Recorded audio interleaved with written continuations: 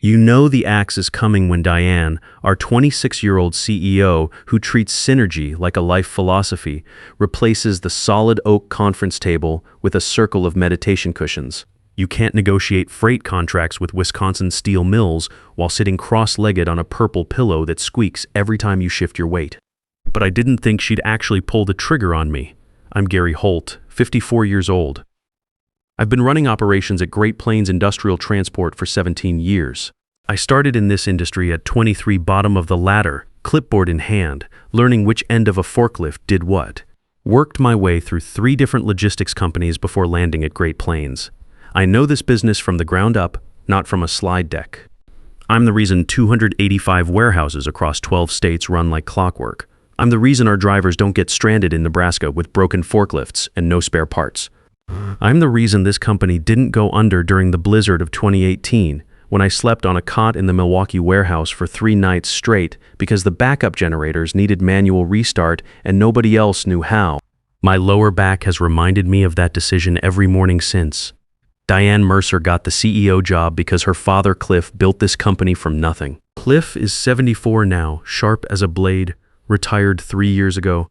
He handed the keys to the board with one instruction: let operations run itself. Don't touch what works. Diane touched everything. First it was the org chart, then the vendor contracts. Then she hired a transformation consultant who charged $400 an hour to tell us we needed more cross-functional alignment. Then came the meditation cushions. She called me into her office at 1:15 p.m. on a Wednesday. Her transparency pod, a glass room that smelled like essential oils and overpriced coffee. She was wearing a blazer made from recycled plastic bottles and had her hands pressed together like she was about to lead a breathing exercise. "Gary," she said, sliding a printed document across her reclaimed bamboo desk, "we've done a deep assessment of the company's energy flow. Your management style feels very legacy-based. It doesn't align with our pivot toward collaborative optimization." I looked at the paper. It had a chart on it. The chart had no numbers. "You're firing me because of my management style. It's not termination," she corrected. "It's a realignment. We're moving you toward an organization that better matches your operational frequency." I heard the words. I understood the words. I just couldn't believe anyone actually said them out loud in a business meeting. I looked at the clock on the wall. 1:15 p.m. The daily inventory sync, the digital heartbeat of this entire operation, was scheduled to run its authentication protocol at 1:30 p.m. It required my biometric access, my specific biometric access. Without it, the system doesn't pause. It doesn't wait. It assumes a security breach and locks down everything, freezes the shipping manifests, cuts the connection to our lenders, locks the forklifts, stops the trucks, all 850 of them. I looked back at Diane. "All right," I said. "You want a new energy? You've got it." I stood up. I didn't yell. I didn't slam anything. I reached into my jacket, pulled out my security badge, the one with clearance levels higher than hers, and slid it across her bamboo desk. "You've got 15 minutes, I said. She blinked. 15 minutes for what? Take your time, Gary. We want this transition to be holistic. 15 minutes before the ghost in the machine realizes I'm gone, I said, turning toward the door. That legacy system you hate. It's held together by 20-year-old code, 3 backup servers in a basement in Kansas City, and my personal authentication. If I don't authorize the 1:30 sync, the system assumes hostile takeover. Cuts the lenders, freezes the manifests. Every truck stops, she laughed. Nervous sound like a hinge that needed oil. You're bluffing. It told me everything is cloud native now. IT, I said. You mean the 3 guys you hired because they had blockchain on their LinkedIn? Good luck with that. I walked out, past the open floor of 20-somethings staring at their monitors, past the motivational wall mural that said move fast and build things in 6-foot letters. I felt something cold and steady settle into my chest, not anger. The calm of a man who's watched a badly welded joint hold under pressure for years, knowing exactly when it's going to give. She wanted a vibe check. I was about to give her a full system audit. The elevator from the 35th floor took 40 seconds, long enough to think about 17 years. Missed Thanksgiving dinners because a distribution hub in Memphis had a scanner failure. A fishing trip I canceled in 2019 because the Kansas City server room flooded over a long weekend and I was the only one who knew where the manual override panel was. My knees crack like gunshots when it rains because I spent the winter of 2018 walking concrete floors for 72 hours straight when the inventory scanners went down across 6 states. I did all of it because the company needed it done. And I just got told my frequency was off. The lobby was marble and glass. Dale Garza was at the security desk doing his crossword. "Leaving early, Mr. Gary." "Permanent vacation, Dale," I said. I set the company credit card on his desk. Deanna's idea. Apparently I'm bad for the vibe. Dale shook his head slowly. "This place is going to fall apart without you. I've been saying it for 3 years. Give it about 15 minutes, I said, pushing through the revolving doors. I was still in the parking garage when my phone went off. Alert. System sync authorization missing. Warehouse 117. Warehouse 118. Warehouse 119. The list kept scrolling. It was 1:31 p.m.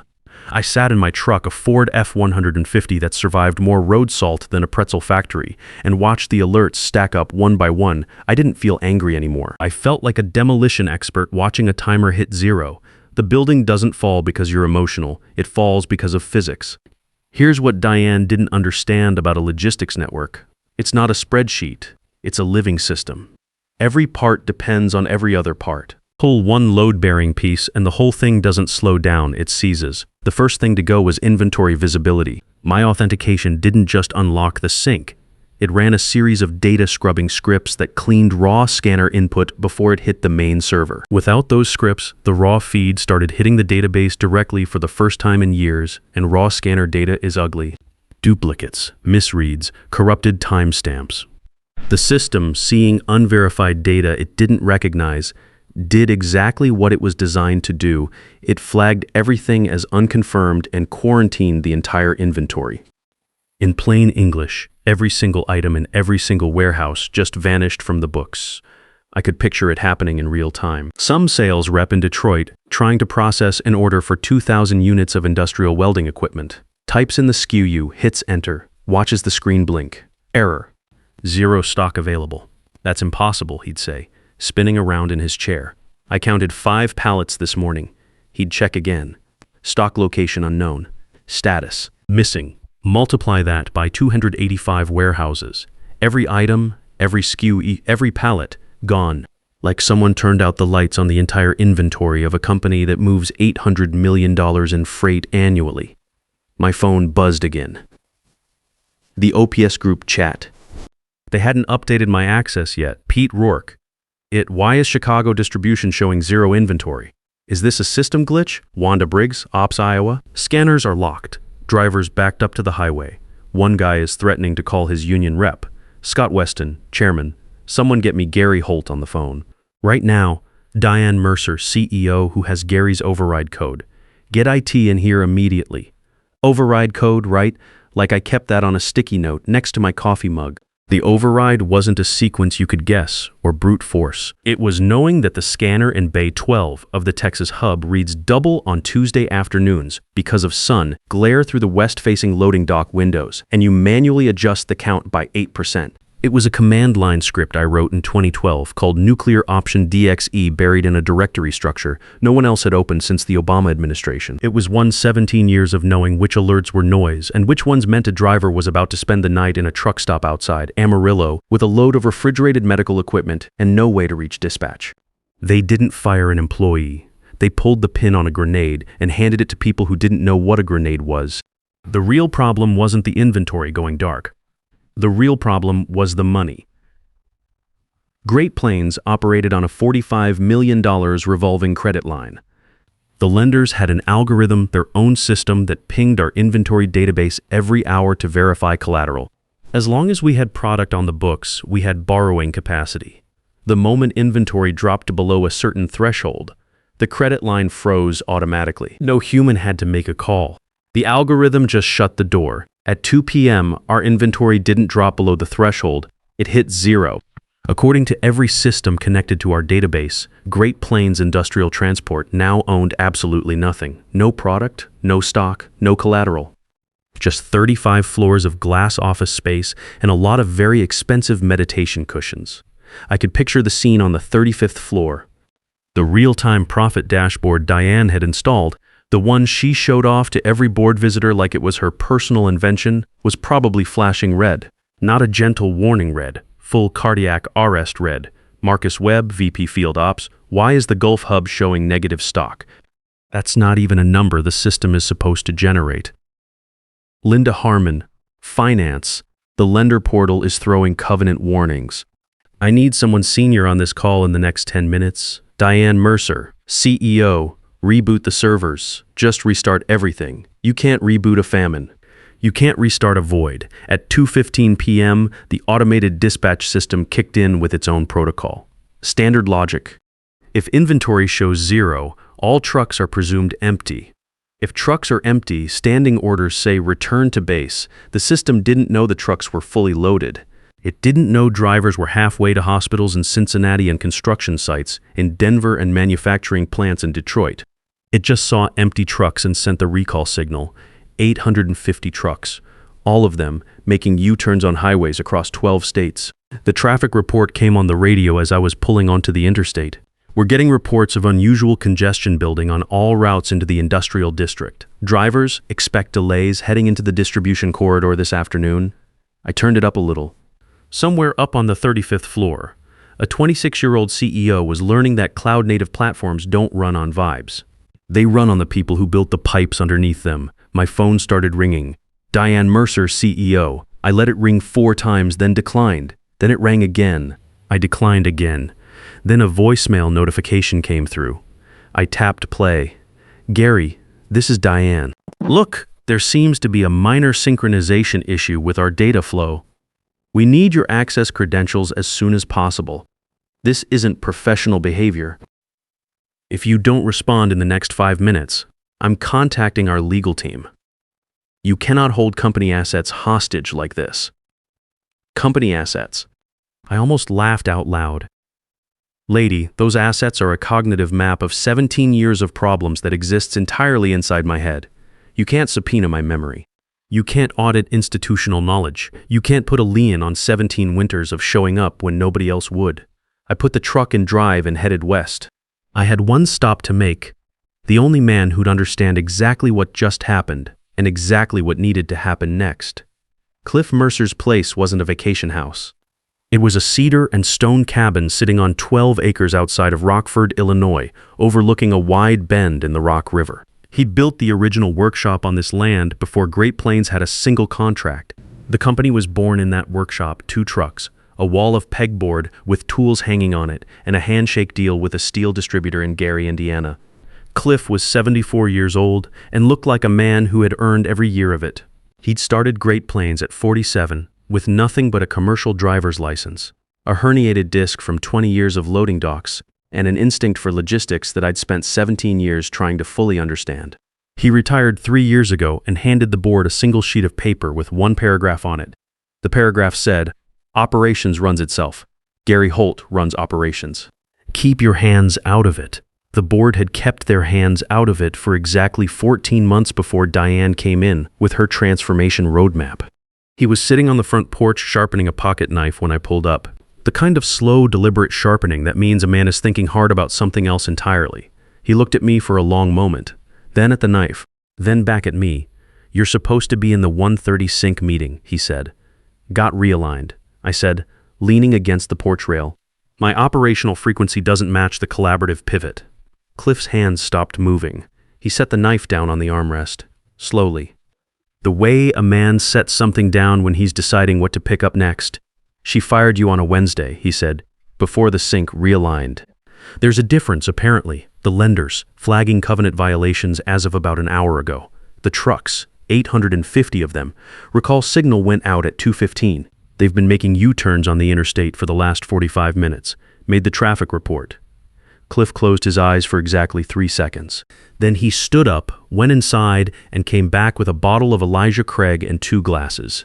No ice. He set one in front of me without a word and poured his own. "You warned her? Told her she had 15 minutes. She asked if I wanted a mindfulness break to process the transition energy." Cliff drank, stared out at the river. "I missed your cousin's rehearsal dinner in 2011, he said finally. Drove 6 hours to Columbus because the backup server room lost power and nobody else knew where the manual battery cutover was. Did it in a dress shirt because I was already halfway to the restaurant. He turned to look at me. I built that company with blood and bad knees. And my daughter fired the one man who knew where every single body was buried because she didn't like the way he ran a staff meeting. He picked up the old flip phone from the side table. Not the smartphone his assistant had set up. The one he kept charged for situations that actually mattered. Who are you calling? I asked. Scott Weston.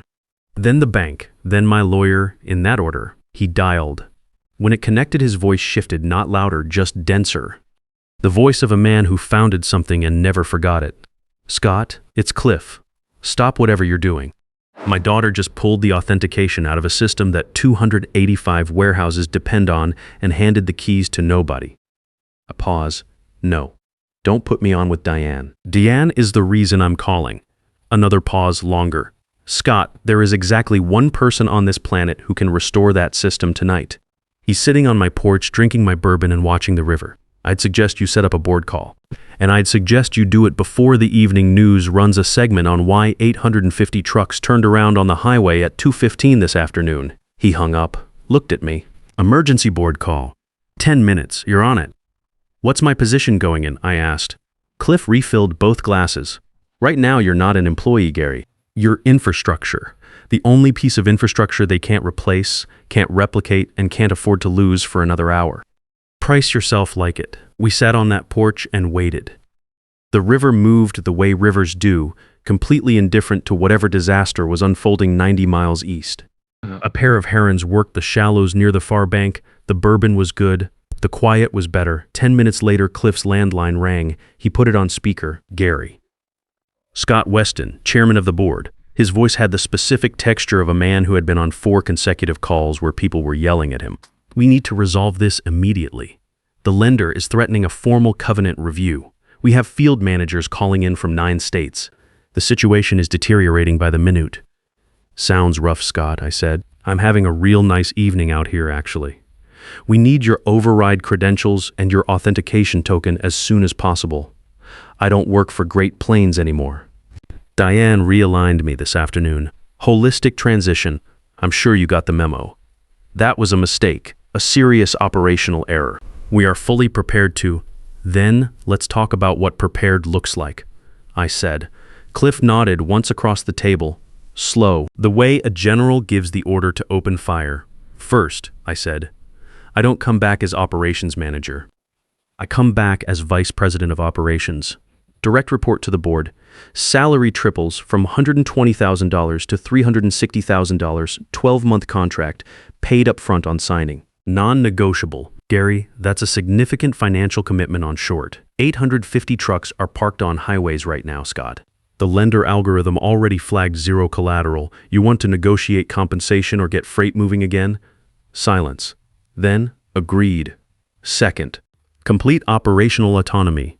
No transformation roadmaps, no agile consultants, no dashboard recommendations from anyone who hasn't spent a night in a warehouse. My team comes back immediately. Pete Rourke, Wanda Briggs, all of them with 30% raises and written acknowledgement from the board that their reassignments were operationally unsound. Muffled conversation on the other end. Someone typing fast, agreed. Third, I let a beat pass. Diane keeps her title if the board wants that, but she has zero operational authority over my division. She doesn't email my team about process. She doesn't walk the floor with suggestions. She doesn't forward articles about AI disruption to my department head. She can run strategy, investor relations, whatever makes her happy. She just stays completely out of operations. The silence stretched like a rubber band about to snap. She's family, Gary. Scott said carefully. This is a delicate. Cliff leaned toward the phone. She's a liability, Scott. Either restructure her role tonight or I call my broker at 9 a.m. tomorrow and start unwinding my 38% stake. You'll be delisted by lunch.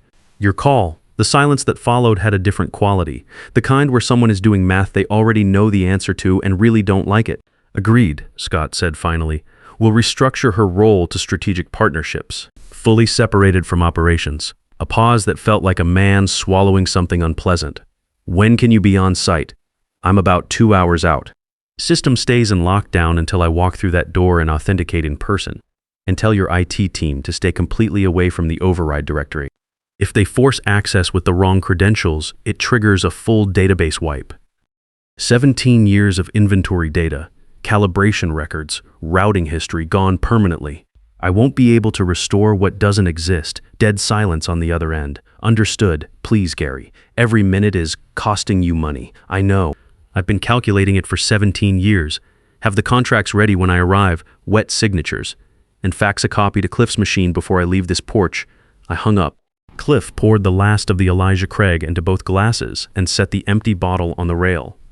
VP of Operations, he said. You should have held out for COO. One thing at a time, I said. We sat on that porch for exactly 90 minutes. Long enough for the board to sweat through their dress shirts. Long enough for Scott's assistant to draft the contracts, run them past outside counsel, and send them through. Long enough for Cliff's fax machine, a hulking Panasonic from 2003 that Diane had once called charmingly retro at Christmas dinner, to grind out 4 pages of binding employment terms. Cliff read every line, made 2 calls to his lawyer, initialed 3 places, and signed at the bottom. I read every line twice, then I signed. Outside, the river kept moving, the herons were gone. The sky had turned that deep orange gray that only happens on Midwestern evenings in October, when the air is cold enough to see your breath, but not cold enough to make you go inside yet. I thought about the Milwaukee warehouse in February 2018, 3 nights on a cot next to a generator the size of a pickup truck. I'd called my brother on the second night just to hear a voice that wasn't a forklift alarm he'd asked when I was coming home. I'd told him I didn't know. The company needed the warehouse online. The drivers needed their routes. 400 families across the upper Midwest needed their freight delivered. He'd said, "Does the company know that?" I hadn't had a good answer for him then. I had one now. I pulled into the Great Plains parking lot at 8:47 p.m. The building was lit on every floor, all 35 of them. It looked like a fire drill that had gone badly, and nobody had called it off. 2 black sedans with out-of-state plates sat near the entrance, lender representatives most likely there to personally watch the situation resolve or personally watch the company implode. Dale Garza was still at the security desk. When he saw me come through the revolving doors, he actually stood up. "Welcome back, Mr. Gary. Temporary visit, Dale." Or permanent. 30 seconds will tell. The elevator opened on the 35th floor to a smell I recognized immediately: cold coffee, stressed people, and the particular staleness of a room where nobody had opened a window in 6 hours. Every conference room was lit. The open floor had that post-disaster quality where everyone is busy doing something but nobody is actually solving anything. Pete Rourke was waiting at the elevator. He looked like a man who had spent the afternoon watching a house fire from across the street, knowing exactly where the fire extinguisher was and not being allowed to touch it. "You are a legend," he said quietly. "Monday morning, Pete. Bring Wanda. Tell the others." Already texted them. Scott Weston met me at the door to the server room with a folder of contracts and the look of a man who had learned something expensive today and intended never to repeat the lesson. "Signed and executed," he said. "Wire transfer confirmed for the first quarter advance." He held out the folder. "Please, Gary." I took the folder. Checked the signature page, checked the compensation clause, checked the autonomy provision. All there. I sat down at the primary authentication terminal. The screen was a solid wall of red error codes and lockdown indicators stacked 40 deep, each one representing a warehouse, a hub, a dispatch center that had been frozen since 1:31 p.m. 7 hours and 16 minutes. I inserted my hardware token from my keychain, the same keychain I'd carried for 11 years. The same token that Diane's cloud-native IT team had apparently never known existed. I typed my username, Goltz Prime, entered my password, placed my thumb on the biometric reader, authentication confirmed, initiating inventory sync, reconciling warehouse data, restoring lender portal feed, updating truck dispatch routing. The red cleared in 45 seconds, green across the board, all 285 warehouses, all 12 states. The room exhaled like a pressure valve, releasing after a very long day. Phones started ringing immediately. Field managers, drivers, dispatch coordinators, all coming back online at once. The sound of a company remembering how to breathe. I removed the hardware token, dropped it back on my keychain, and stood up. Trucks will have updated routing within 90 seconds. I said to Scott, "Lender portal shows full collateral restoration within the hour. Pete Rourke and the full operations teams start Monday morning. I want my old desk back, a real chair, and a coffee machine that serves actual caffeine. I looked around the room once, and the meditation cushions are gone before I walk in at 7 a.m. I walked to the elevator. Scott called after me. "Where are you going?" "Steak dinner," I said. "I've been thinking about it since 1:30. The doors closed." Somewhere above me on a floor I was no longer thinking about, a 26-year-old CEO was sitting in a glass room learning the most expensive lesson of her career. Some things can't be realigned. Some systems don't run on vision decks and transformation roadmaps and recycled plastic blazers. Some systems run on 17 years of showing up, and the man who built those 17 years just renegotiated his price. The most dangerous person in any organization isn't the one who makes the loudest noise. It's the one who quietly holds the pieces together and knows exactly what happens when they let go. Real power was never in the title on the door or the salary on the contract. It was in the 17 years of knowing which bolt holds the whole machine together and having the patience to wait until someone gave you a reason to prove it.